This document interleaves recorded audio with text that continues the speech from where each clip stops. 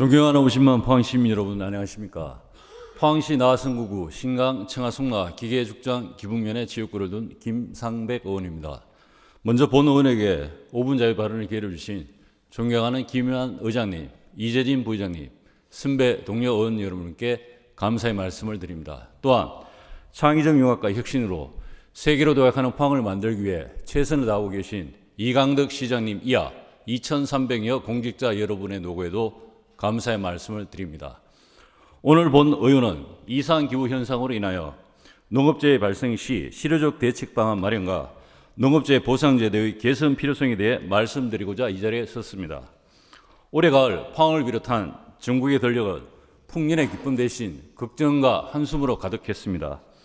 이상고온과 10월 가을 장마로 벼 잎마다 앙갈색 병반이 번지며 깨시무늬병이 전국적으로 36,000 헥타르 이상 확대되었습니다.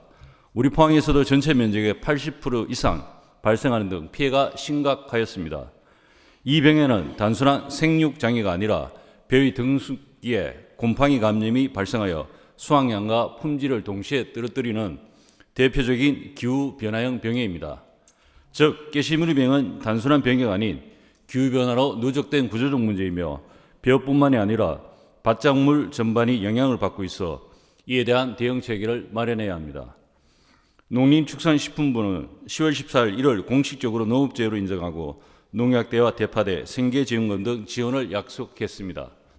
하지만 현장에서는 지원이 있다고는 하지만 절차가 번거로워 실체로 받기는 너무 어렵다는 하소연이 끊이지 않았습니다. 첫째, 보상 절차가 지나치게 복잡합니다. 피해 신고를 하려면 수확량 확인서와 RPC, 수매 실적 또는 농작물 재해보험 손해평가 자료 등을 제출해야 합니다. 그러나 포항을 포함한 동해안 지역은 연이은 광수로 수확이 늦어져 조사기간 내 정빈 자료를 확보하기조차 어려웠습니다. 일손이 부족한 수확철인 만큼 이에 대한 현실적 개선책이 제시되어 농민들에게 실질적 구제 방안이 마련되었으면 합니다. 둘째, 중복 지원 제한 규정이 현실을 외면하고 있습니다. 여름철 침수나 태풍 피해로 인해 복구비를 받은 농가는 지원 대상에서 제외됩니다.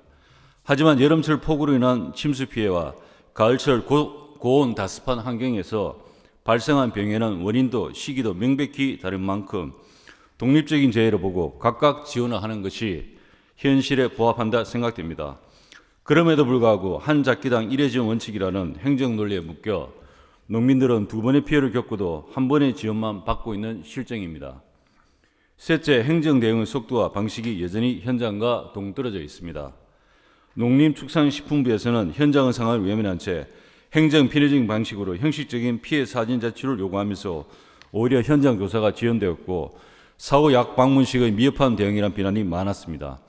피해 농가 대부분이 고령층인데 복잡한 절차와 정빙 요건을 스스로 준비하기란 거의 불가능합니다. 이제는 이러한 문제를 반복하지 않기 위해 근본적 개선이 필요합니다. 먼저 현실적 보상 방안을 검토해야 합니다. 첫째, 농작물 재해보험 사업 시행 지침에 있는 한 작기 1회 지원 제한은 기후변화 시대의 다중피해 현실을 반영하지 못합니다. 이 조항을 재유형별 독립보상으로 전환하여 태풍, 병해, 수발화 등 각각의 피해를 구분해 보상하는 체제로 바꿔야 합니다. 또한 보상 신청과 피해 정빙 방식 역시 개선이 필요합니다. 피해자가 직접 피해 사실을 입증하는 방식에서 벗어나 농협 손해보험의 평가 자료나 위성 영상, 드론 촬영 등 객관적 데이터 기반의 조사 체계로 개선해야 합니다.